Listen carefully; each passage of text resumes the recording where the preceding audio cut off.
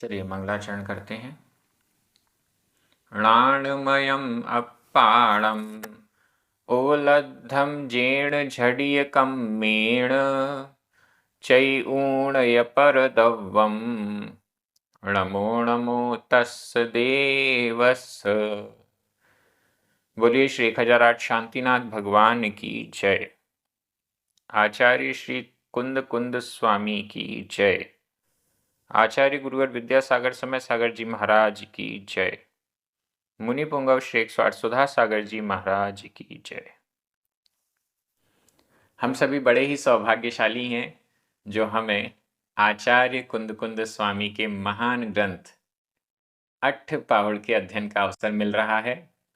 छठवां मोक्ष प्राभृत चल रहा है। अंतिम 2 गाथाएं शेष हैं जिनका अध्ययन हम इस वीडियो के माध्यम से करेंगे। क्रमशः गाथा क्रमांक 105 और 106। दोनों गाथाएं हैं तो बहुत सरल। आचार्य कुंद कुंद स्वामी का पूरा उपसंहार वाला उपदेश यहाँ पर हमें इन गाथाओं में प्राप्त हो रहा है। सारभूत उपदेश भी हम कह सकते हैं। चलिए प्रारंभ करते हैं। गाथा क्रमांक 105। उच्चारण। सम्मत्तम, आधा मा पूरा मा, आधा ता पूरा ता। सम्मत्तम। शरणाणम, आधा णा पूरा णा, शरणाणम। सच्चारित्तम, आधा च पूरा च, आधा ता पूरा ता। सच्चारित्तम, सच्चारित्तम। ही सत्तवम, आधा ता पूरा ता, सत्तवम। चेव, चेव। चौरो, चौरो। चिट्ठहि, आधा ट ठ, चिट्ठहि। आदे, आदे। तम्हा, आधा मा और हा, तम्हा। आदा, आदा। हु, मे। शरणम, शरणम। सम्मत्तं शरणाणं, सम्मत्तं शरणाणं। सच्चारित्तं हि सत्तवं चेव, सच्चारित्तं हि सत्तवं चेव। चौरो चिट्ठहि आदे, चौरो चिट्ठहि आदे। तम्हा आदाहु मे शरणं, तम्हा आदाहु मे शरणम। बहुत अच्छी गाथा है। तम्हा आदाहु मे शरणम।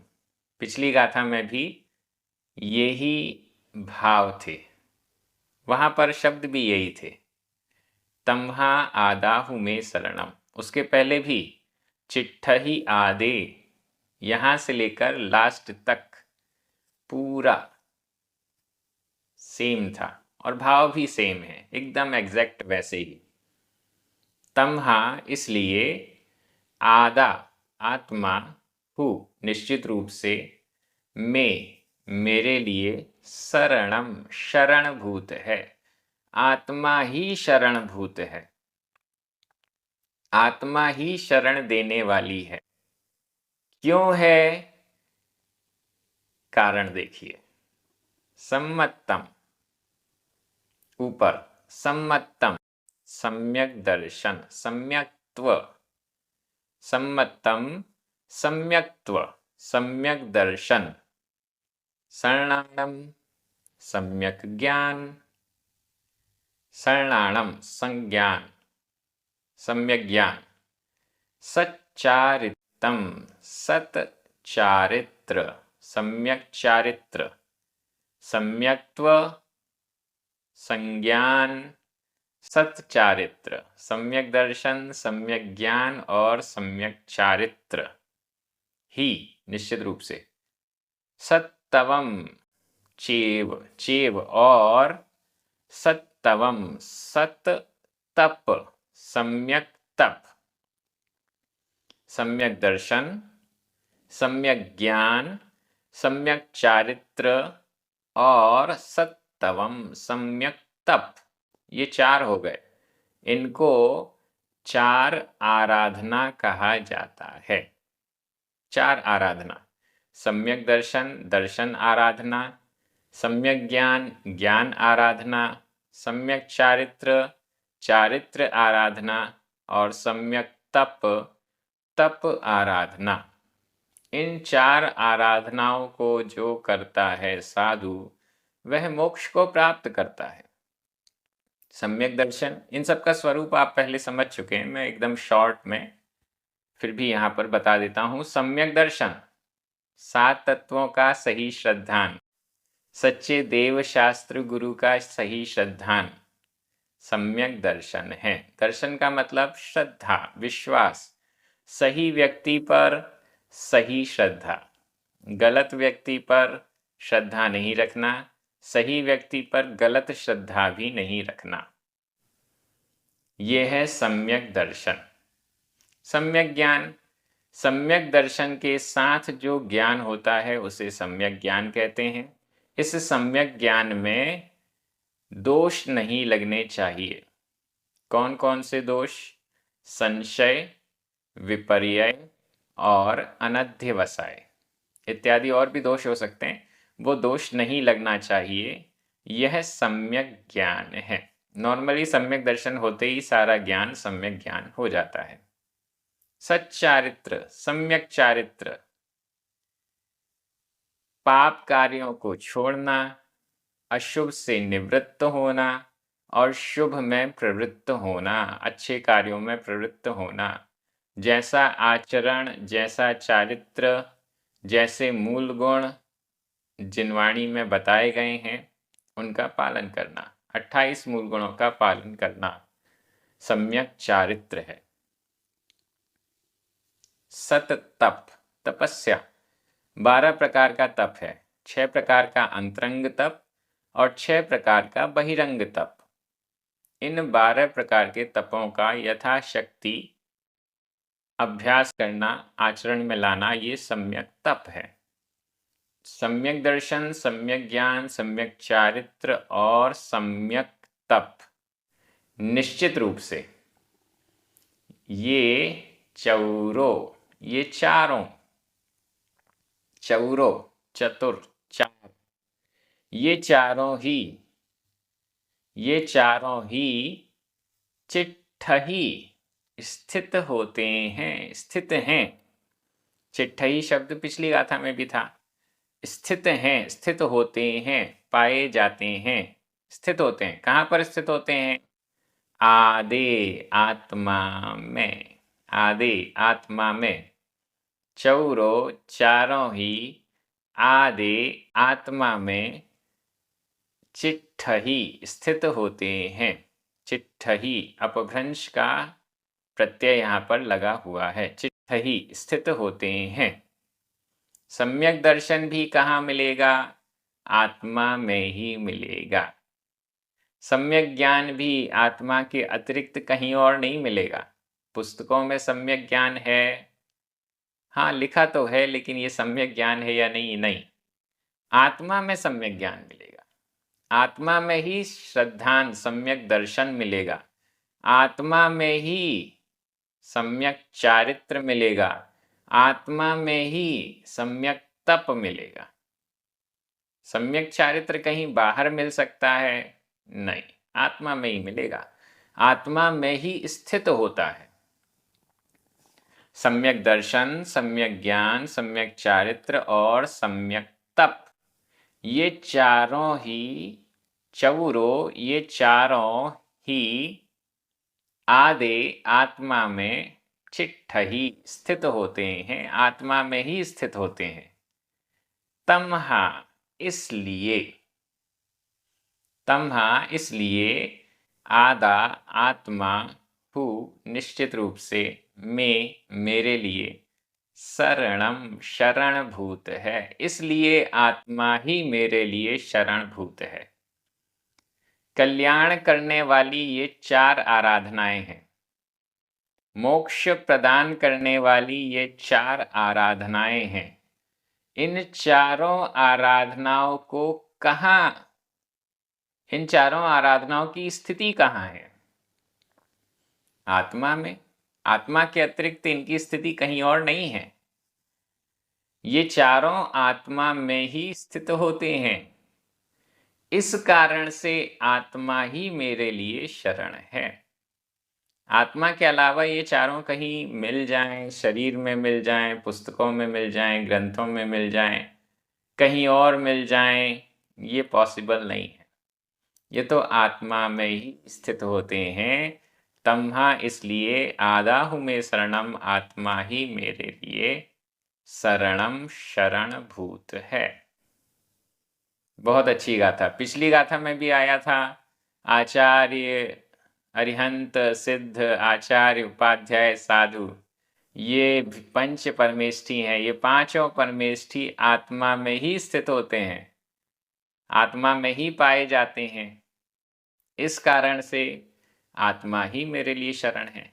अरिहंत परमेष्ठी शरण है, सिद्ध परमेष्ठी शरण है, लेकिन ये पांचों परमेष्ठी शरण हैं, लेकिन ये पांचों ही आत्मा में स्थित होते हैं।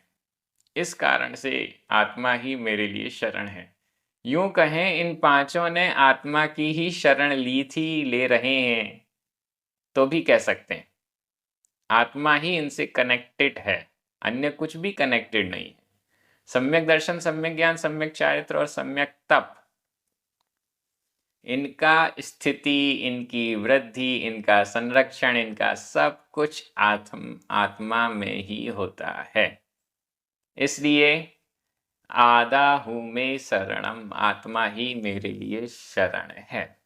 एकदम स्पष्ट हो गई। ये दो गाथाएं 104 और 105 नंबर ने स्पष्ट किया कि जो कुछ भी कल्याणकारी है, निमित्त की दृष्टि से बोलें तो पंच परमेष्ठी हमारे कल्याण में निमित्त हैं। बहिरंग रूप से वो भी आत्मा में ही स्थित होते हैं।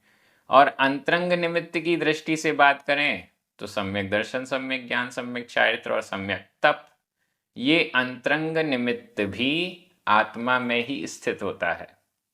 और उपादान हमारा स्वयं का है, आत्मा का स्वयं का उपादान है। इस दृष्टि से हर तरीके से विचार किया जाए तो भी आदाहु में शरणम, आत्मा ही मेरे लिए शरणभूत है। ऐसा आचार्य कुंदकुंद स्वामी कह रहे हैं। जिसको भी मोक्ष जाना है, मुनि बनकर आत्मा की शरण में आना पड़ेगा, ऐसा हम कह सकते हैं। गाथा बहुत अच्छी है। व्याकरण की दृष्टि से देख लेते हैं। सम्मत्तम, शरणाणम, सच्चारित्तम, सत्तवम, ये सभी, और नीचे शरणम, आदा, ये सभी प्रथमा विभक्ति के एक वचन हैं। ही, चेव, हु अव्यय है, तम्हा अव्यय है। चौरो प्रथमा विभक्ति का बहुवचन है। चिट्ठही वर्तमान काल अन्य पुरुष बहुवचन का क्रिया रूप है, लेकिन अपभ्रंश का प्रत्यय लगा हुआ है। आदि सप्तमी विभक्ति का एक वचन है।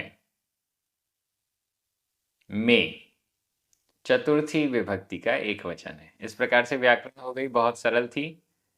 मैं एक बार हिंदी अर्थ कर रहा हूं, आपकी नजर प्राकृत शब्दों पर जानी चाहिए। सम्यक्त्व,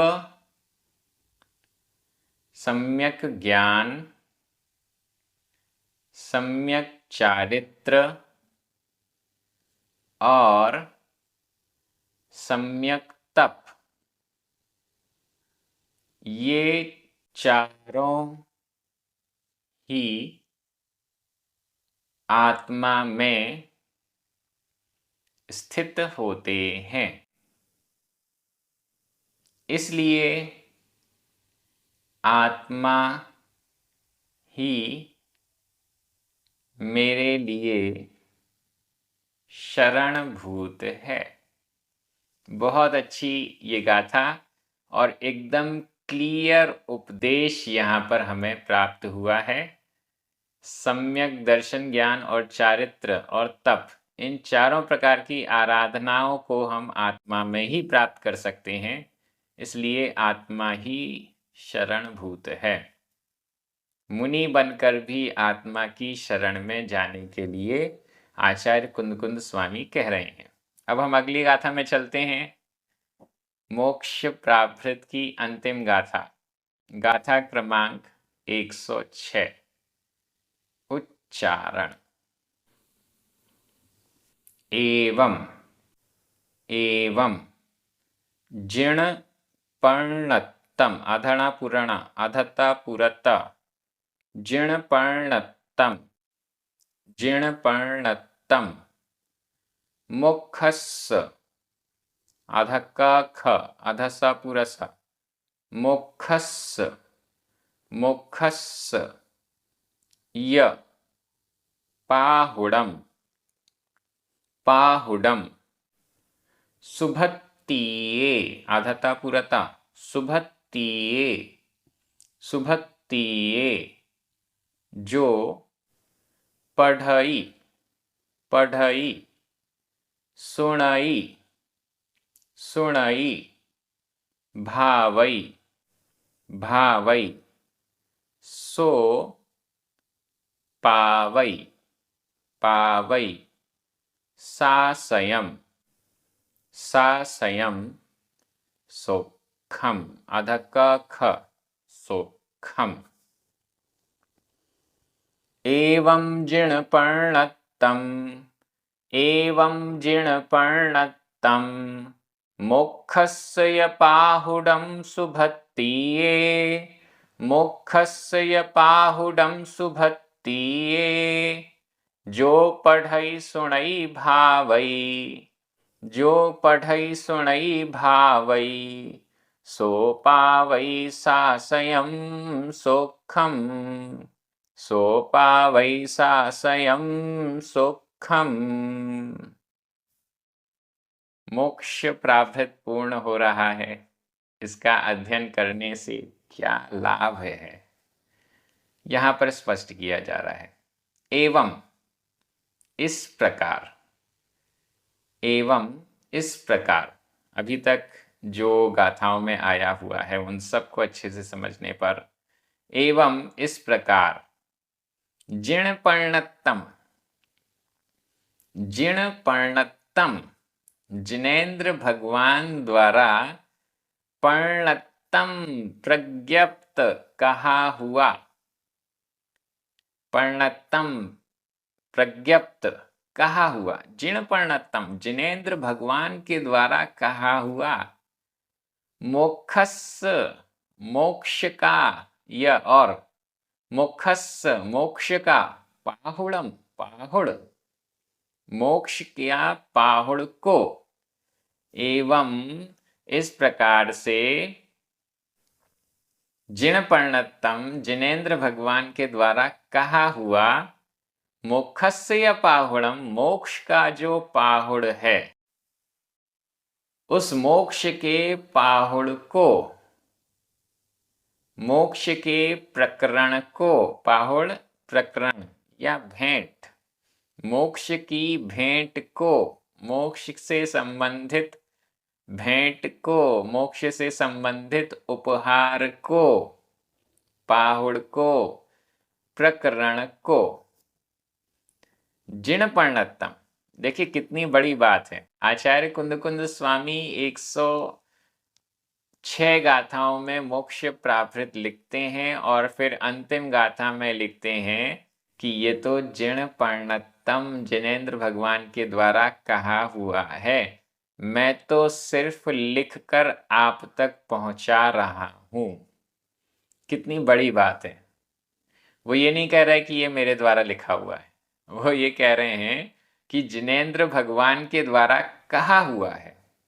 और वास्तव में देखा जाए तो मोक्ष प्राप्त अभी जितना हमने पढ़ा है उस सब में अधिकांश जगह आचार्य कुनकुन स्वामी ये लिख देते थे, अरिहंत भाषियत्थम, अरिहंत भगवान के द्वारा भाषित है, जिनेन्द्र भगवान के द्वारा भाषित है, जिन वरेंद्रों के द्वारा भाषित है, कहा हुआ है, उक्त है।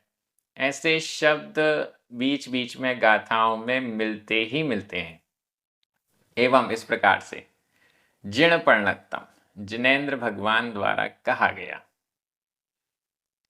यह और मुखस्य पाहुणम, मोक्ष के पाहुड़ को, मोक्ष के पाहुड़ को, सुभत्तीये, सु अच्छी भक्ति, भक्ति के द्वारा, अच्छी भक्ति के साथ, सुभक्ति के साथ, उत्तम भक्ति के साथ, आदर के साथ, सम्मान के साथ, श्रद्धा के साथ, जो पढ़ई, जो व्यक्ति सुभक्तिये, अच्छी भक्ति के साथ, मुखस्य पाहुडम, मोक्ष के पाहुड़ को पढ़ई, पढ़ता है, स्वयं पढ़ता है, सुनई, सुनता है, दूसरे पढ़ रहे हैं और वह सुनता है, भावई, भाता है, भावना करता है, निरंतर चिंतन करता है, पढ़ने सुनने के बाद भावई, निरंतर उसकी भावना करता है, उसका चिंतन करता है। हमारी ये गाथाएं चल रही हैं और फिर इनका अध्ययन करने के बाद दिन भर ये गाथाएं हमारे दिमाग में घूमना चाहिए। आज हमने क्या पढ़ा, आज आचार्य कुनकुन स्वामी ने क्या कहा, किस शब्द से क्या अर्थ हमें समझ में आया। भावई, भावना करता है, चिंतन मनन करता है, अपने हृदय में धारण करता है, जो सुभक्तिये, अच्छी भक्ति से, मुखस्य पाहुणम, मोक्ष के पाहुड़ को पढ़ई, पढ़ता है, सुनई, सुनता है, भावई, भाता है, सो, वह, जो ऐसा करता है, सो वह पावई, प्राप्त करता है, पावई, प्राप्त करता है। क्या प्राप्त करता है? सासयम, शाश्वत, सोखम, सुख, शाश्वत सुख को, सदा रहने वाले सुख को, अनंत सुख को पावई, प्राप्त करता है, मोक्ष को प्राप्त करता है। शाश्वत सुख, हमेशा रहने वाला सुख, संसार में तो मिलेगा नहीं, मोक्ष में ही मिलेगा। मोक्ष के सुख को प्राप्त करता है। कौन प्राप्त करता है? फिर से देख लीजिए, जो सुभक्तिये, अच्छी भक्ति के साथ, पूर्ण श्रद्धा के साथ, पूर्ण आदर के साथ, मोक्षस्य पाहुणम, मोक्ष के पाहुड़ को, मोक्ष प्राप्त को, इस ग्रंथ को या मोक्ष के प्रकरण को, जिनेन्द्र भगवान के द्वारा कहे हुए मोक्ष के प्रकरण को पढ़ई, सुनई, भावई, पढ़ता है, सुनता है और भाता है, वह शाश्वत सुख को प्राप्त करता है। यहाँ 4 क्रियाएं आई हैं, पढ़ई, सुनई, भावई, पावई। पढ़ता है, सुनता है, भाता है और पाता है। ये क्रम बन जाएगा, ये क्रम भी बन सकता है। पढ़ता है, पढ़ रहा है, फिर सुनता है, जो पढ़ाई हो रही है, जो अध्ययन स्वाध्याय हो रहा है, वो अगर स्वयं भी पढ़ता है, दूसरे भी कोई पढ़ा रहे हैं तो भी सुनता है। स्वयं भी पढ़ते हैं तो भी हम सुनते हैं। सुनने का अर्थ है ग्रहण करते हैं। और उसके बाद भावई, उसका मनन चिंतन, उसको प्रैक्टिकल में लाते हैं। इसके बाद पावई, इसके बाद प्राप्त करते हैं। पहले पढ़ना, सुनना और भाना, ये जरूरी है। इसके बाद फिर पावई। अकेले पढ़ने से काम नहीं चलेगा, अकेले सुनने से नहीं, पढ़ना, सुनना और भावना करना, ये तीनों ही होगा। इसके बाद पावई सासयम सुखम प्राप्त करता है शाश्वत सुख। अगर अकेले पढ़ते भी हैं तो आगे चल के भावना करनी पड़ेगी, आगे चल के उसको अंतरंग में सुनना, बार बार अंतरंग में वह गूंजना चाहिए और उसकी भावना होनी चाहिए। अभी हम सिर्फ पढ़ रहे हैं, ठीक है, अगली बार पढ़ने के साथ सुनना भी हो जाएगा, अगली बार पढ़ने के साथ सुनने के साथ गूंजना, भावना, यह भी हो जाएगा। ये सब जब हो जाएगा तब पावई प्राप्त करता है सासयम शाश्वत सुखम, सुख को, शाश्वत सुख मोक्ष पहाड़ के अध्ययन से प्राप्त होगा, ऐसा आचार्य कुंदकुंद स्वामी कह रहे हैं। क्यों प्राप्त होगा? क्योंकि ये जिणपर्णत्तम, जिनेंद्र भगवान के द्वारा कहा हुआ है। इसलिए नहीं कि आचार्य कुंदकुंद स्वामी के द्वारा कहा हुआ है, बल्कि इसलिए कि ये जिनेंद्र भगवान के द्वारा कहा हुआ है। बहुत अच्छी ये गाथा है, बहुत अच्छे से आपको समझ में आ गई होगी। व्याकरण की दृष्टि से देख लेते हैं। एवं, ये दोनों ही अव्यय हैं। जिणपर्णत्तम प्रथमा विभक्ति का एक वचन है। पर्णत्तम यह भूतकालिक कृदंत का अनियमित प्रयोग है। वैसे जिणपर्णत्तम को अगर हम पाहुड़म का विशेषण के रूप में देखते हैं तो यह द्वितीय विभक्ति का एक वचन हो जाएगा। मुखस्स षष्ठी विभक्ति का एक वचन है। पाहुड़म, सासयम, सोखम, ये सभी द्वितीय विभक्ति के एक वचन हैं। सुभत्तीये तृतीय विभक्ति का एक वचन है। जो, सो, यह भी प्रथमा विभक्ति का एक वचन है। पढ़ई, सुणई, भावई, पावई, ये चारों ही वर्तमान काल अन्य पुरुष एक वचन के क्रिया रूप हैं। लीजिए, व्याकरण पूरी हो गई। 2 मिनट भी नहीं लगता है और गाथा की पूरी व्याकरण सामने आ जाती है। मैं हिंदी अर्थ कर रहा हूं, आपकी नजर प्राकृत शब्दों पर जानी चाहिए। इस प्रकार जिन भगवान के द्वारा कहा हुआ है और जो उत्तम भक्ति के साथ मोक्ष के पाहुड़ को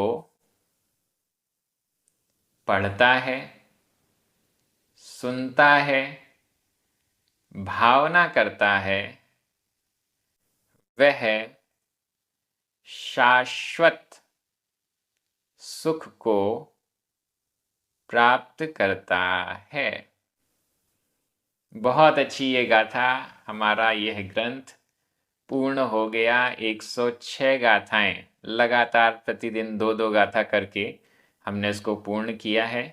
निश्चित रूप से मोक्ष पहाड़ के अध्ययन के समय मुझसे बहुत गलतियां हुई होंगी, इसके लिए मैं क्षमा चाहता हूं। जिनवाणी से भी क्षमा चाहता हूं, आप सभी से भी मैं क्षमा चाहता हूं।